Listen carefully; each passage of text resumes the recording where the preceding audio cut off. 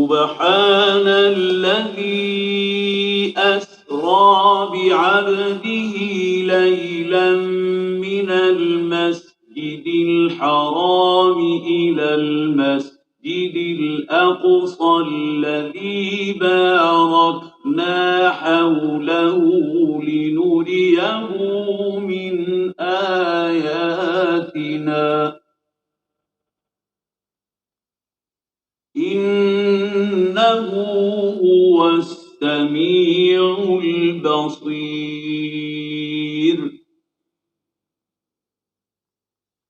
Maha suci Allah yang telah memperjalankan hambanya pada malam hari dari Masjidil Haram ke Masjidil Aqsa yang telah kami berkahi sekelilingnya, agar kami perlihatkan kepadanya sebagian tanda-tanda kebesaran kami. Sesungguhnya Dia Maha mendengar lagi Maha melihat. Quran Surat Al-Isra ayat 1. Assalamualaikum warahmatullahi wabarakatuh. A'udzu billahi minasyaitonir rajim. Bismillahirrahmanirrahim. Alhamdulillahi rabbil alamin. Allahumma salli wa sallim ala sayyidina Muhammad wa ala ali sayyidina Muhammad. Qala Rasulullah sallallahu alaihi wasallam, naddarallahu mara'an sami'a minna haditsan fa'afidhahu hatta yuballighahu ghairahu. Semoga Allah Subhanahu wa taala menjadikan orang-orang yang mau mendengarkan hadis, mau mempelajari hadis, lalu mau menyampaikannya kepada orang lain, Allah jadikan wajahnya berseri-seri baik di dunia maupun di akhirat. Allahumma amin. Semoga Allah Subhanahu wa taala juga menjadikan orang-orang yang mau menonton video ini, mau mensubscribe channel ini, lalu mau men-share, Allah jadikan orang-orang yang bahagia baik di dunia maupun di akhirat. Allahumma amin. Kaum muslimin rahimakumullah, marilah kita sama-sama melanjutkan membaca 1000 mukjizat Nabi Muhammad sallallahu alaihi wasallam. Kaum muslimin rahimakumullah, seperti yang sudah kita ketahui bahwa mukjizat Nabi Muhammad sallallahu alaihi wasallam itu sangat banyak, ribuan. Nah, dari sekian banyak itu kemudian Dr. Mustafa Murad mengambil atau menyusun sebuah kitab yang berisi sekitar 1000 mukjizat Nabi Muhammad sallallahu alaihi wasallam. Nah, episode kali ini kita itu akan membahas mukjizat pertama dari Nabi Muhammad sallallahu alaihi wasallam, yaitu yang dinamakan peristiwa Isra dan Mi'raj. Mana dalilnya bahwa Isra dan Mi'raj itu ada? Tentu seperti yang sudah kita dengar tadi, yang pertama dalil naqli dari Al-Quran Surat Al-Isra ayat 1, Subhanalladzi asra bi'abdihi layla minal masjidil haram ilal masjidil aqsa alladzi barakna haulahu linuriyahu min ayatina innahu huwas sami'ul basir. Itu ayat pertama. Selain Al-Quran, dalil naqli tentang peristiwa Isra ini juga bisa kita jumpai pada kitab Sahih Bukhari, yaitu Sahih Bukhari hadis nomor 349 dan juga pada hadis 7517.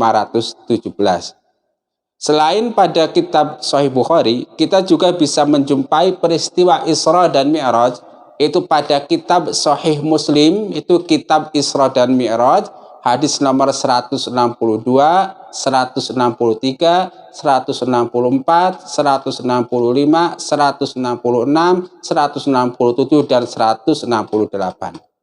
Jadi peristiwa Isra dan Mi'raj Rasulullah Shallallahu Alaihi Wasallam itu ditetapkan berdasarkan satu dalil Al-Quran, yang kedua dalil hadis Sahih Muslim, hadis Sahih Bukhari, dan yang ketiga dalil naqli kitab Sahih Muslim. Sehingga apa? Sehingga setiap orang yang mengaku beriman wajib hukumnya percaya bahwa peristiwa Isra dan Mi'raj itu ada dan sudah terjadi. Kalau nggak percaya, sebagian ulama mengatakan kafir, sebagian yang lain mengatakan murtad, sebagian lain mengatakan yang lain. Intinya kita wajib iman, nggak ada pilihan lain. Karena nasnya sudah qat'i dan sharih. Nah, itu mukjizat yang pertama. Nah, kemudian apa itu peristiwa Isra dan Mi'raj? Di sini dijelaskan. Kemudian para ulama mendefinisikan bahwa yang dimaksud Isra Mi'raj adalah perjalanan Rasulullah Shallallahu Alaihi Wasallam di malam hari dari Masjidil Haram di Mekah ke Masjidil Aqsa di Palestina, lalu naik ke langit Sidratul sampai pada Sidratul Muntaha itu. Pada definisi itu semuanya harus tahu bahwa tafsirnya nanti ada peristiwa apa. Nah, itu mungkin kemampuan mengingat setiap orang berbeda-beda. Itu udah jelas ya. Nah, pertanyaan kan begini. Selain berdasarkan dalil nakli, apakah Isra Mi'raj ini secara akli bisa diterima sebagai mukjizat apa tidak? Kalau secara nakli, nggak ada pilihan lain. Al-Quran mengatakan Isra Mi'raj ada di ayat 1. Kitab Sahih Bukhari mengatakan ada 349 dan 7517. Sahih Muslim ada satu bab lagi. Kalau Sahih Muslim itu berapa hadis? 1, 2, 3, 4, 5, 6, 7 hadis. Nggak ada pilihan. Nah, secara akli gimana kita memahami Isra dan Mi'raj? Nah, kalau orang yang beriman itu kan sudah dipastikan wajib hukumnya beriman bahwa Allah itu zat yang maha kuasa. Kalau Allah maha kuasa, tentu Allah berkuasa mengisrokan dan memi'rajkan Rasulullah SAW dari Mekah ke Palestina, dari Palestina kemudian naik ke langit 1, 2, 3 lalu kepada Sidratul.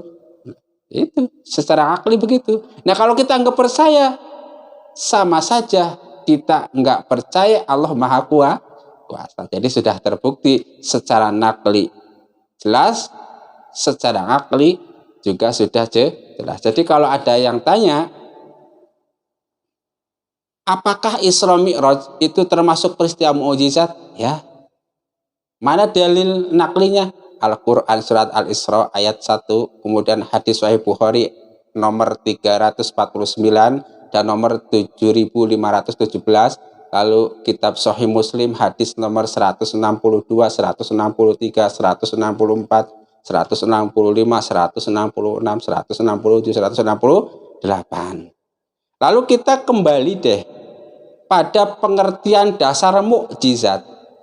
Kita dari kecil kan diajari bahwa mukjizat adalah peristiwa yang luar biasa yang terjadi pada para nabi dan rasul. Apa tadi? Peristiwa luar biasa yang terjadi pada para nabi dan rasul. Tujuannya apa? Salah satu di antaranya adalah untuk membuktikan bahwa orang yang mengaku nabi adalah nabi.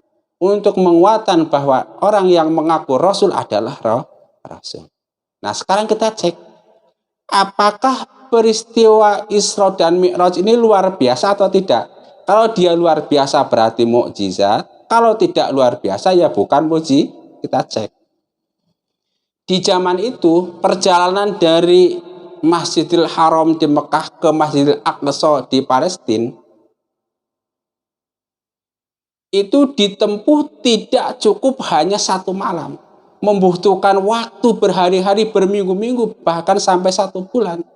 Tiba-tiba Rasulullah Shallallahu Alaihi Wasallam mengklaim bahwa dia sudah menempuh dari Masjidil Haram di Mekah ke Masjidil Aqsa di Palestina hanya pada sekian waktu saja, di waktu malam. Tentu kemudian orang-orang ketika itu terbelah menjadi 3. Ada yang beriman, percaya seperti para sahabat, ada yang ingkar seperti orang-orang musyrik, kemudian ada yang tengah-tengah, kira-kira begitu, ya kan? Nah, untuk membuktikan bahwa perjalanannya itu benar, ya kan? Maka Rasulullah kemudian dengan fasih bisa menyebutkan apa-apa yang beliau jumpai di Masjidil Aqsa itu nanti pada mukjizat yang lain. Itu terbukti bahwa perjalanan yang harusnya ditempuh 1 bulan sama Rasulullah hanya ditempuh dalam waktu kurang dari semalam, beberapa saat saja. Itu nah, kalau Rasulullah bisa membuktikan bahwa perjalanan dari Mekah ke Palestina itu betul, maka perjalanan beliau dari Palestina, dari Masjid Aqsa ke langit juga betul. Kira-kira itu luar biasa. Coba cek sekarang ahli-ahli ilmiah kemudian seperti yang dituliskan dalam Tafsir Munir Imam Nawawi Al-Bantani. Kenapa perjalanannya mulai dari Masjidil Aqsa? Nah, itu banyaklah ceritanya. Ada yang mengatakan bahwa Al-Aqsa itulah tempat yang terdekat ke langit. Sehingga begitu dari Mekah ke Masjidil Aqsa, lurus ke langit, nggak harus muter dulu. Nah, itu kaul lah, kalau nama banyak saya banyak sekali. Yang penting pada mukjizat yang pertama dari 1000 mukjizat yang disusun oleh Dr. Mustafa Murad ini, mukjizat pertama adalah Isra Mi'raj. Dah, itu aja. Apa itu Isra Mi'raj? Perjalanan Nabi Muhammad SAW di waktu malam hari dari Masjidil Haram di Mekah ke Masjidil Aqsa di Palestina, lalu dilanjutkan naik ke langit sampai Sidratul Muntaha. Nah, kemudian berdasarkan Al-Quran, berdasarkan hadis Sahih Bukhari, berdasarkan hadis Sahih Muslim, pada akhirnya Dr. Mustafa Umar itu menyimpulkan bahwa di dalam peristiwa Isra dan Mi'raj ini minimal ada 10 mukjizat Rasulullah SAW. Apa saja? Nah, nanti pada mukjizat yang kedua dari 1000 mukjizat, mukjizat ketiga sampai mukjizat ke-10. Nah, mukjizat yang pertama cukup sampai di sini saja. Mudah-mudahan bermanfaat bagi kita sekalian. Rabbana taqabbal minna innaka antas samiul alim wa tub alaina innaka antat tawwabur rahim. Subhanakallahumma wa bihamdika asyhadu an la ilaha illa anta astaghfiruka wa atubu ilaik. Wa afa minkum. Wassalamualaikum warahmatullahi wabarakatuh.